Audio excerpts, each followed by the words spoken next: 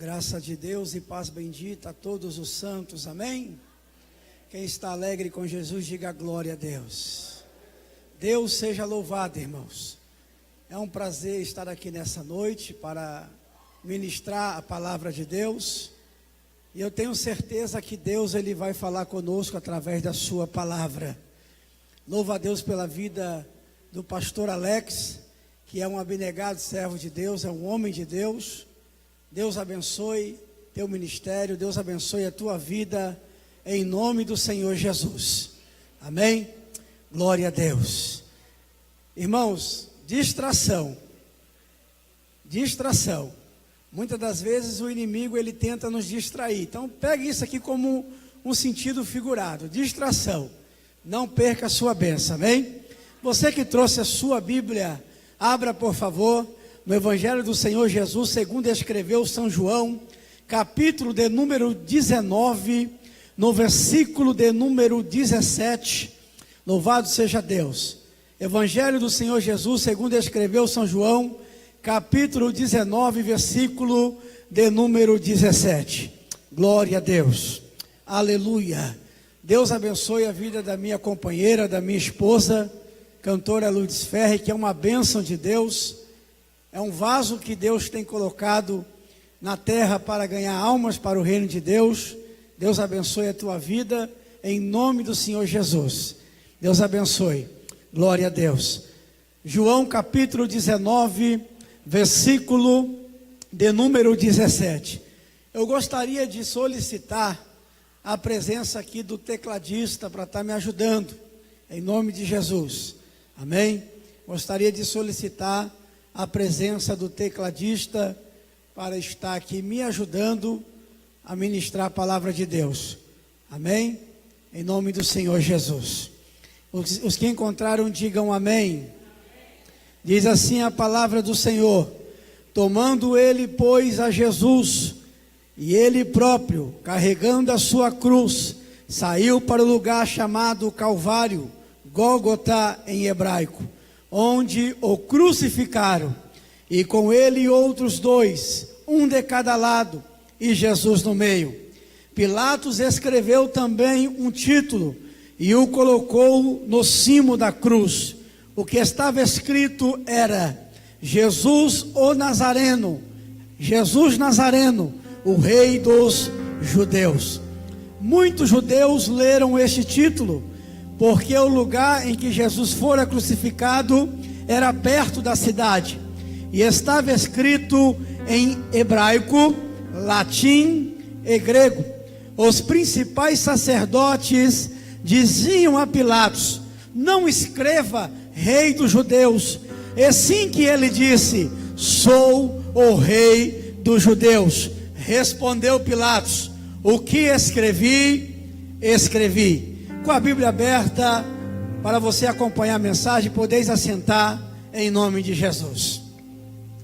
Meus amados e amadas ouvintes da palavra do Senhor, para a noite desse dia, pelo menos umas 3, 4 mensagens permeava pela minha mente e pelo meu coração.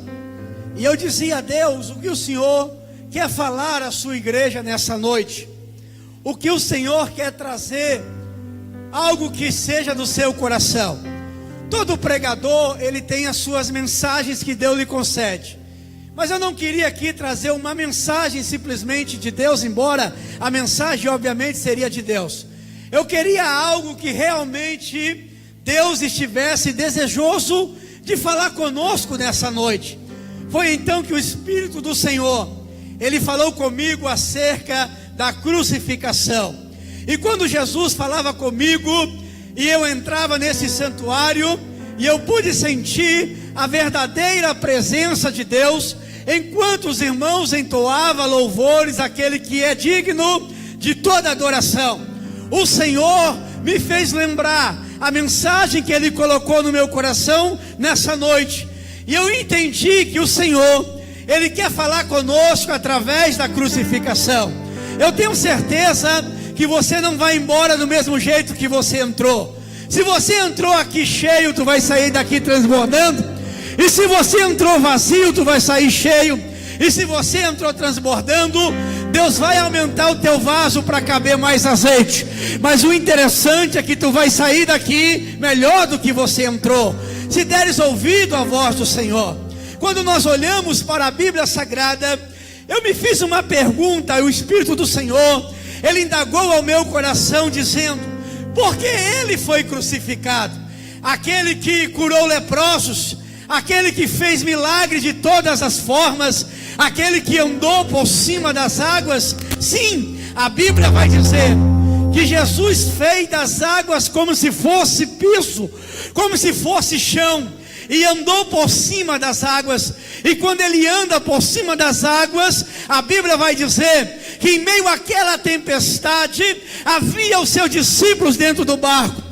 E os seus discípulos então começam a indagar ao Senhor, dizendo, Pedro vai dizendo: se é tu mesmo, permita-me que vá até o Senhor. E ele disse: Pedro, venha. E Pedro não foi nadando, não, Pedro foi andando por cima das águas. Era Jesus dizendo: Pedro, eu quero te ensinar que você vai aprender a andar por cima daquilo que te faz afundar. As águas fariam Pedro afundar, as águas jogariam Pedro para baixo, mas o Senhor está dizendo: Pedro, eu vou te ensinar a andar por cima daquilo que quer te jogar para baixo. Eu não sei o que está tentando te jogar para baixo. Quem sabe as dívidas estão tentando te jogar para baixo. Quem sabe alguém está te criticando, está dizendo que você não vai conseguir, está dizendo que você não vai alcançar, está dizendo que Deus não é contigo, está dizendo que os seus sonhos serão frustrados. Mas eu vim aqui como um profeta de Deus para lançar a primeira palavra revelada da noite desse dia, para te dizer que Deus manda te dizer: se prepara, tu vai andar por cima daquilo que te joga para baixo.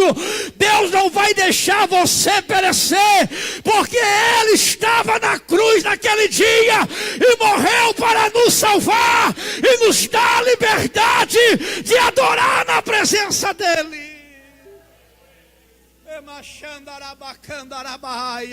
Olha para o irmão mais cheiroso, mais lindo, mais bonito que está do teu lado e fala para ele assim: meu filho ou minha filha, adore a Deus, mas entenda, a sua adoração é ouvida no céu pelo sacrifício que Ele fez no Calvário.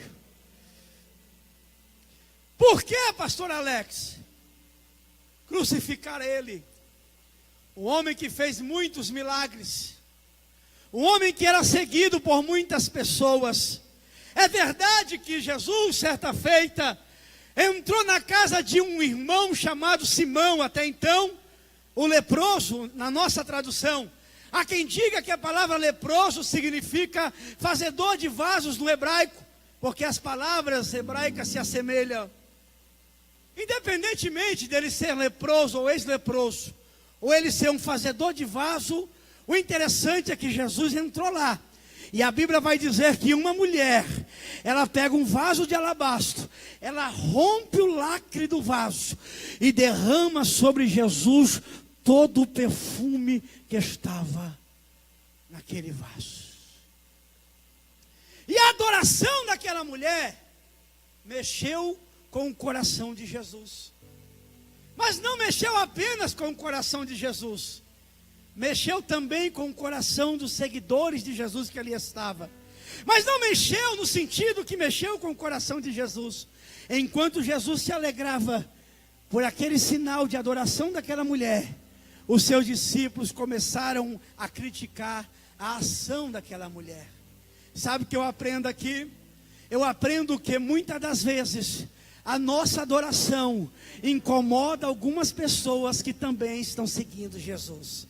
Eu entendo que a forma que a gente adora vai alegrar o coração de Jesus, mas vai deixar o coração de alguém chateado pelo nosso jeito.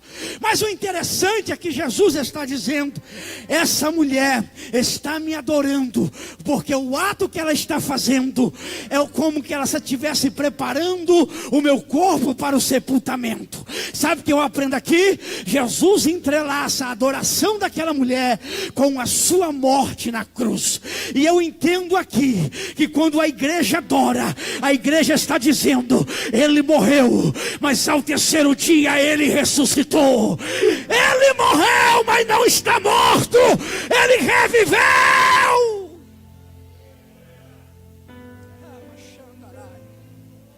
Por quê?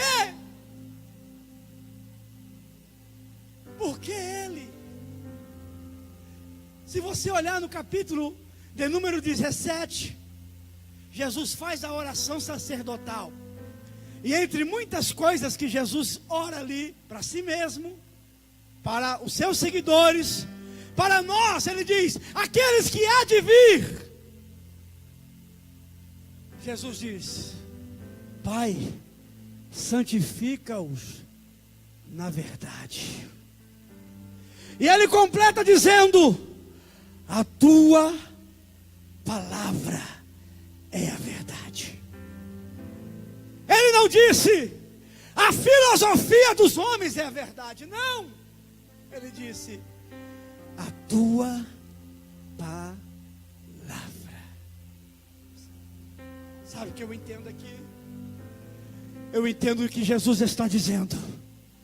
Todas as vezes que ouvides a palavra, Deus está santificando a sua vida. Não, você não entendeu, eu vou te ajudar a entender melhor. Ele estava orando, estava dizendo: Deus, Pai, eu sei que eu vou para o céu,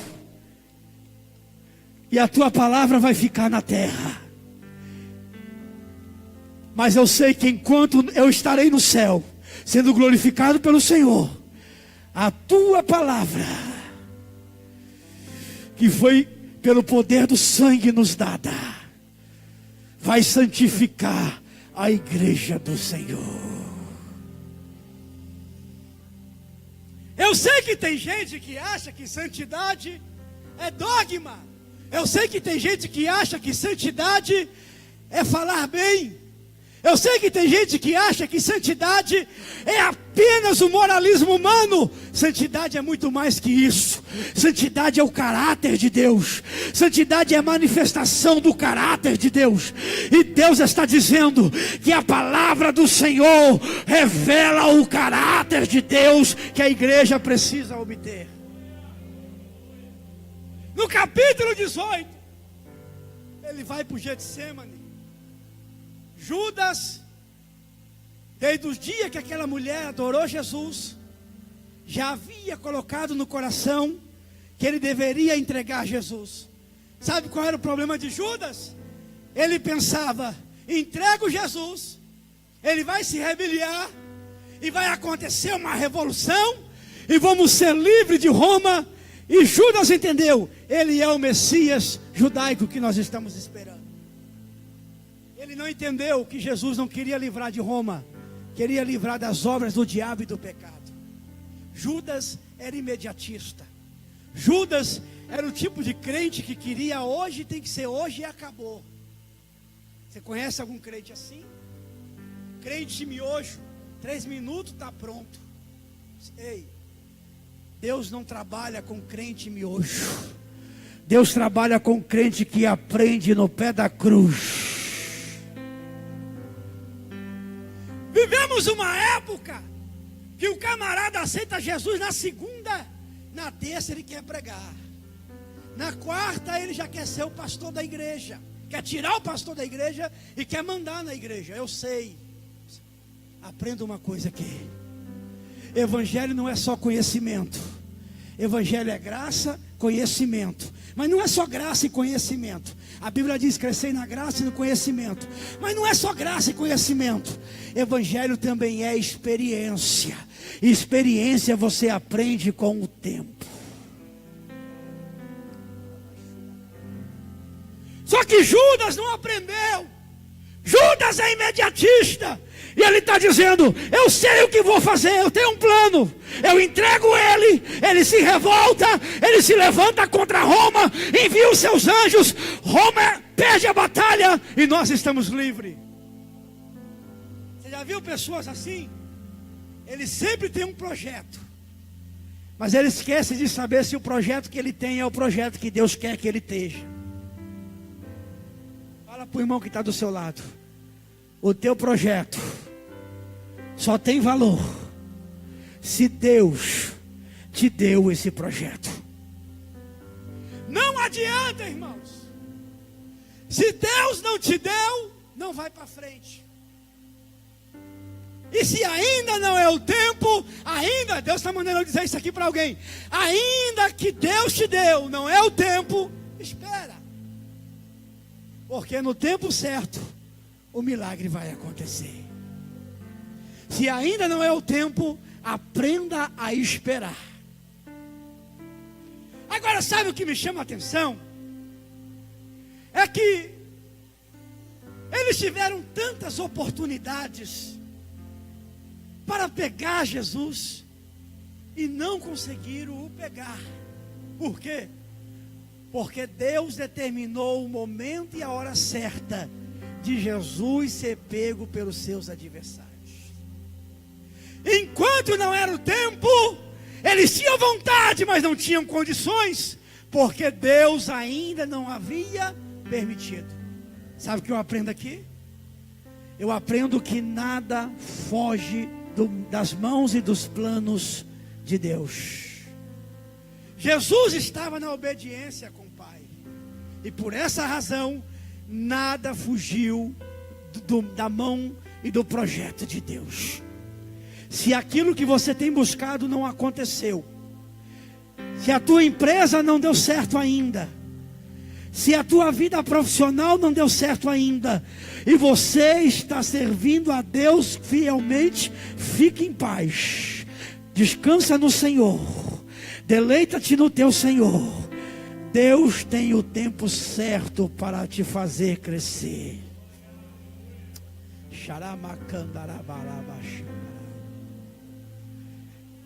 E o Espírito de Deus continua perguntando: por que ele?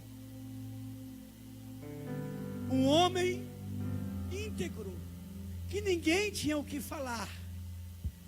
Por que ele? Porque somente ele podia dizer para o pecado: você não me venceu. Abraão era homem de Deus, mas pecou. Isaac era homem de Deus, mas pecou. Jacó era homem de Deus, mas pecou. Davi era homem de Deus, mas pecou. Samuel, que bateu no peito e disse para o povo: se alguém porventura tem algo contra mim, fale. Era homem de Deus, mas também pecou. Jesus não. Ele foi o único que não cometeu pecado algum. E quando ele está na cruz, eu quero que você entenda que a cruz não é uma crucificação. A crucificação não é uma execução judaica, é uma execução romana. A execução judaica é apedrejamento. Mas como Israel, ou a Judéia, ou todo o termo de Israel era dominado pelo Império Romano, o Império Romano proibiu apedrejamento dentro de Israel. E o instrumento usado era a execução para a pena de morte, era a crucificação. Entenda bem. E quando a pessoa era crucificada, a pessoa, ao morrer, era tirado da cruz, era jogado em uma vala. E aí, se um parente fosse pegar o corpo, enterrava, ou jogava, ou deixava em um campo qualquer. Só que a cruz de Jesus não nos deu apenas a lição da redenção, da remissão de pecados. A cruz de Jesus também nos ensina a ter amigos. Jesus tinha um amigo chamado José, que morava em Arimateia, e ele foi até Pilatos e disse: me dê o corpo para que eu possa enterrá-lo. E a Bíblia diz que Jesus foi enterrado em um sepulcro novo, que nunca tinha sido usado. Sabe o que eu aprendo aqui? Se Jesus não tivesse amizade com José de Arimateia, ou se José ou outra pessoa no lugar de José não fizesse o que José fez, Jesus seria jogado na vala. Jesus, o seu corpo seria lançado em qualquer lugar. Mas o santo não é jogado em qualquer lugar. Agora, se ele morreu em nosso lugar, eu entendo que se fosse nós seríamos lançados na vala. Mas ele nos livrou também da vala. Você sabe o que é ser jogado na vala? É todo mundo passar e ver teu corpo estirado ali. Imagina a humilhação. Imagina o desprezo que a família ia passar. Mas Jesus está dizendo: a cruz não nos dá apenas o sangue, a cruz nos dá amigos. Jesus te deu amigos. Eu não estou dizendo o amigo que te diz a paz do Senhor, mas que por trás vai com as unhas e tenta te arrancar suas costas. Eu não estou dizendo amigo que te dá um sorriso na frente, mas que por trás a língua dele com relação a ti é que nem língua de tamanduá, é que nem língua de sapo. Não estou dizendo esse amigo, estou dizendo amigo de verdade. Ninguém chega a lugar algum se não tiver amigos. E Jesus na cruz está nos ensinando a termos amigos verdadeiros. Mas o que me chama a atenção é que no texto que nós lemos, antes mesmo, a Bíblia vai dizer no texto que lemos, que Pilatos escreve algo em cima de Jesus. E o texto está dizendo: ele é o Nazareno, o rei dos judeus. E quando Pilatos escreve isso, vai dizer a Bíblia que os principais dos sacerdotes vão até Pilatos e diz para Pilatos: Pilatos, não escreva isso não. Não coloque que ele é, coloque que ele diz ser. Você sabe qual é a diferença quando está escrito ele é para ele diz ser? Quando está escrito ele é uma afirmativa. Quando está escrito ele diz ser, está condicionando que ele está dizendo que é, mas pode não ser. Só que Pilatos, ele vira e diz: o que eu escrevi, eu escrevi. Sabe o que eu aprendo aqui? Eu aprendo que Pilatos estava dizendo: para sua morte eu lavei as minhas mãos, porque mesmo sendo grande, eu não posso impedir que ele morra para salvar a humanidade. Mas para tornar a sua história boato,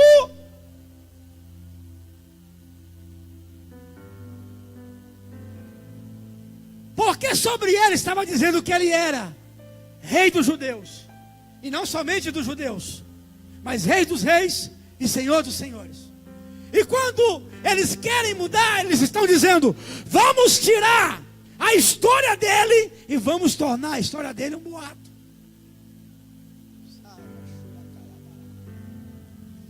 E com isso o Espírito de Deus, ele me fez entender que o diabo é perito em querer mudar a sua história e fazer com que a sua história se torne apenas uma lenda.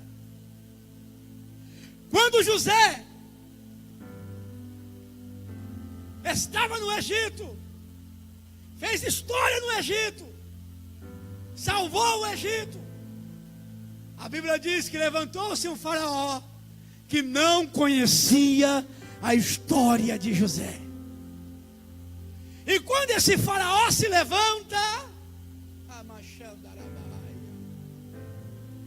A Bíblia diz que o povo de Israel começou a sofrer. Por quê? Porque ele não conhecia a história de José.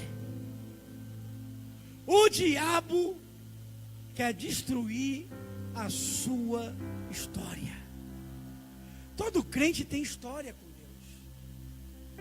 Todo crente tem uma história na presença de Deus. E o diabo quer destruir essa história. Ele quer tornar a sua história uma lenda. Ele quer fazer com que as pessoas não reconheçam os seus feitos. As pessoas não entendam que Deus te chamou. Que as pessoas não compreendam que Deus te vocacionou. Mas eu vim aqui te dizer em nome de Jesus: ninguém vai apagar a sua história. O que Deus vai escrever na sua história, não há borracha do inferno que vai apagar.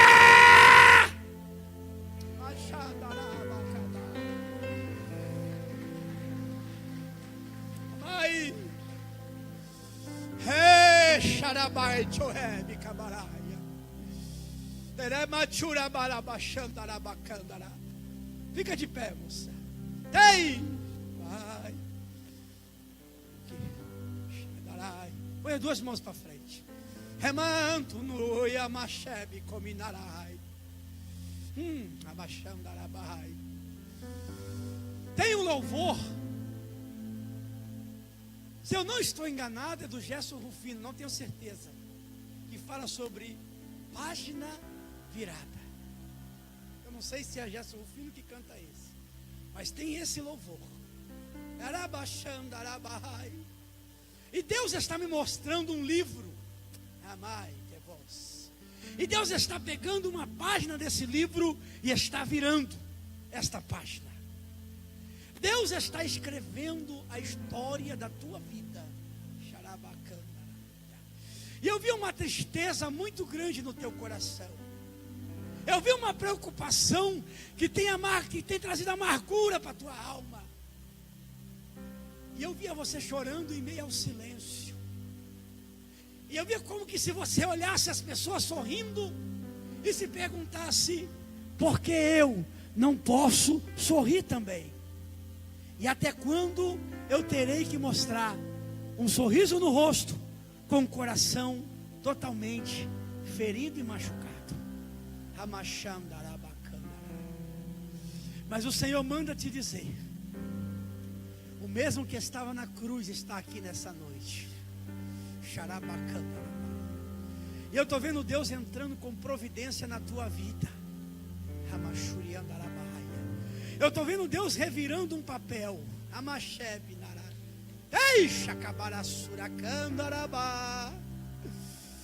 Eu estou vendo Deus dizendo: se prepara, porque eu tenho um alívio para a tua alma nessa noite. Eu via como que se o diabo tentasse trabalhar de todo jeito. E só Deus sabe como você entrou aqui nessa igreja. Só Deus sabe como você entrou aqui nessa noite. Mas manda te dizer o Senhor: Ramachandarabahaia, finais Deus Shandarai.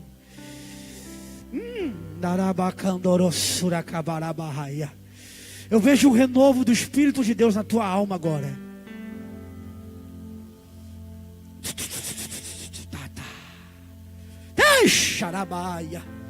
E Deus manda te dizer que Ele traz de volta aquilo que o diabo tem tentado te tirar. Eu não sei o que é, mas tu sabes o que é. Receba, assim te diz o Senhor. Ai, xarabacandarabacandara. Eu estou sentindo a presença dele aqui, meu irmão. Rabacandarabarrácia. Remanarahai. Talvez você pensou: ele vai trazer uma mensagem triunfalista. Ele vai trazer uma mensagem, sabe, aquela mensagem. Hoje Deus quer falar na nossa alma. Hoje é noite de nós usamos as nossas lágrimas como se fosse um regador. Ramachaia. Deus está operando na vida da nossa irmã.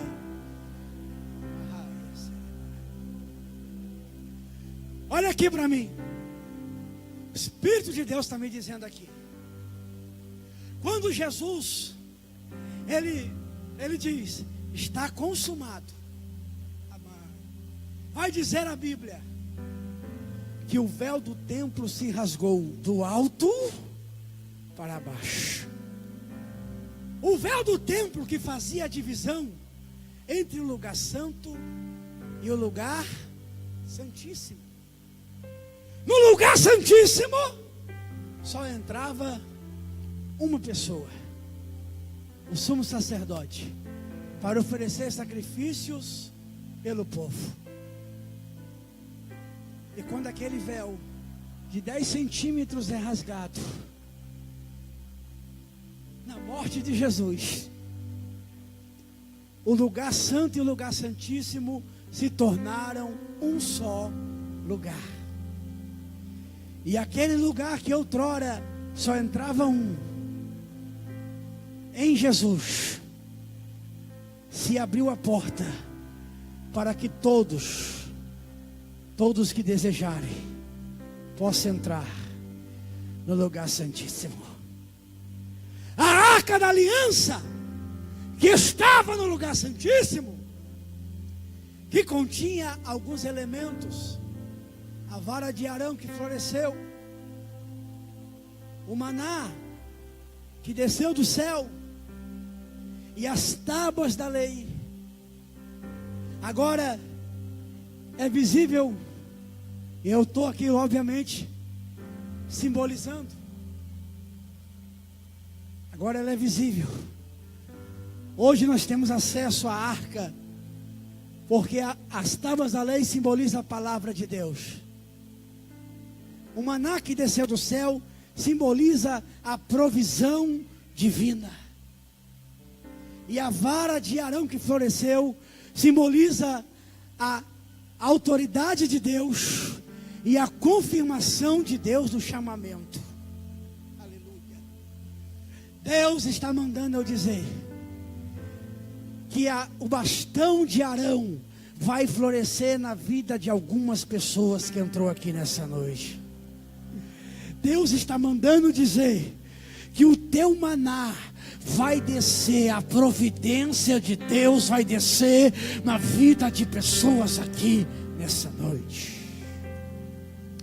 Fica de pé, abaixura a câmera, faz assim com as suas mãos. Assim diz o Senhor: eu te chamei.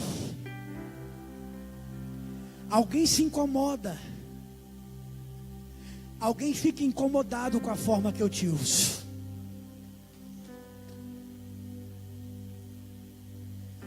Mas Deus manda te dizer: siga em frente, não olhe para trás, não olhe para trás. Há uma unção de Deus sobre a tua vida. Eu vejo tu louvando, e através do louvor que emana dos teus lábios, Deus vai começar a curar pessoas no profundo. Eu posso ver uma mulher correndo desesperada.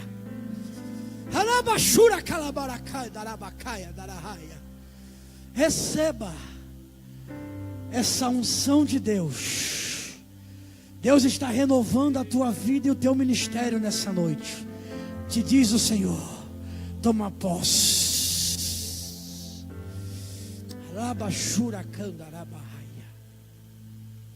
Eu já estou terminando, igreja. Quem aguenta mais 5 minutos, diga amém. A crucificação de Jesus. Por que a cruz? Há uma seita que ensina que Jesus morreu numa estaca. Não foi numa estaca, foi numa cruz. Porque ele não morreu de braços cruzados, ele morreu de braços abertos. E é interessante que a cruz é formada por dois madeiros, um vertical e um horizontal. Um horizontal e um vertical. E o que é que isso significa? O sinal vertical, ou a madeira vertical, aponta da terra para o céu. Embaixo representa estrutura. Em cima representa intimidade. E a madeira horizontal, isso aqui é revelação bíblica. A madeira horizontal representa crescimento, expansão, porque abrange. Sabe o que é que Jesus está nos ensinando aqui nessa noite? Eu vou falar, Espírito de Deus. Crente, estou falando crente, ele não deixa a sua cruz de lado, porque a sua cruz significa que ele tem estrutura, significa que ele tem intimidade, significa que ele tem crescimento. Só que existe pessoas, pastor Alex, cantora Lutz Ferri, minha linda, existem pessoas que não querem a parte vertical da cruz, eles só querem a parte horizontal. Por quê? Só quer o crescimento. Eles só querem a parte da gordura do evangelho. O que Deus pode dar, o carro que Deus pode dar, a vida boa que Jesus pode dar, porque Ele dá. Mas não querem a parte vertical. Querem crescer, mas não querem ter estrutura. Querem crescer, mas não querem ter contato, intimidade. E eu sei que você é inteligente. Quando nós olhamos a parte horizontal da cruz, sem a parte vertical, qual é o sinal que essa parte nos faz lembrar? Sinal de negativo. Sabe o que eu entendo aqui? Quem quer só crescer, ele é uma desgraça. Me desculpe falar essa palavra. Quem só quer crescer, ele só vive atravessado.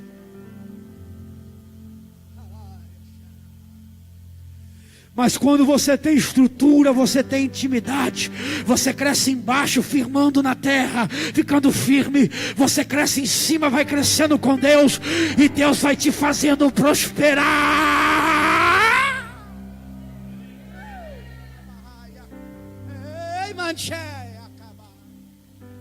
Eu estou sentindo a presença dEle. Eu vim aqui debaixo da autoridade da palavra de Deus.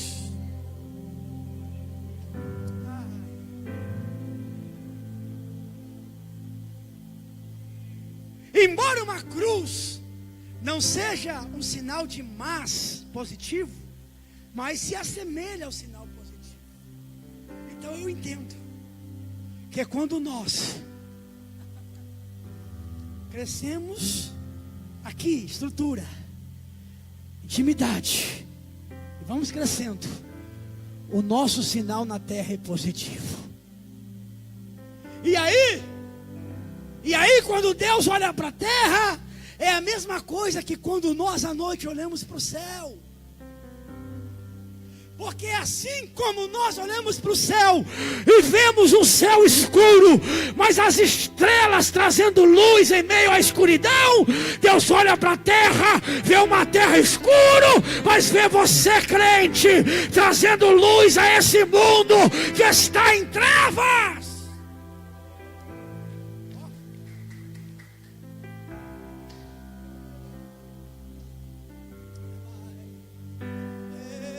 Estou sentindo Deus aqui.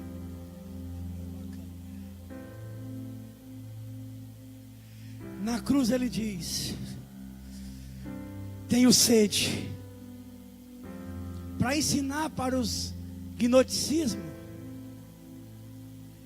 que dizem que como que sua alma saísse do corpo, ou há quem diga, melhor dizendo, os gnosticistas, que Jesus não era matéria. Ele está dizendo: antes de morrer, desejo fazer o último pedido. Eu tenho sede. Fala para o irmão que está do seu lado: sede. O corpo físico de Jesus sentiu necessidade. Sabe o que ele está me dizendo aqui? Ele continua tendo sede, mas não no corpo físico, no seu corpo espiritual. E quem é o corpo espiritual de Jesus? A Bíblia diz que a igreja é o corpo de Cristo. E qual é a necessidade do corpo hoje de Cristo, que é a igreja? De ganharmos almas para Jesus. Ele disse: enquanto o evangelho não for pregado a toda criatura, embora toda criatura seja uma expressão de linguagem, mas enquanto esse evangelho não for pregado, o evangelho do reino, ele não vem. Sabe por que Jesus não veio ainda? Porque Jesus está esperando você pregar para o teu vizinho. Sabe por que Jesus não veio ainda? Porque se ele vier agora, talvez muitas pessoas, familiares nossos, não vai morar no céu. Imagina se ele voltasse há 20 anos atrás, 14 anos atrás, eu não estaria salvo. Eu não sei quantos anos você tem de crente, eu não sei quantos anos você tem de novo nascimento, mas se ele viesse alguns dias antes de você aceitar Jesus, você não seria salvo. Aleluia. Ele está esperando que a sua sede por alma seja saciada, para então ele dizer novamente: está consumado, e vir arrebatar a igreja do Senhor.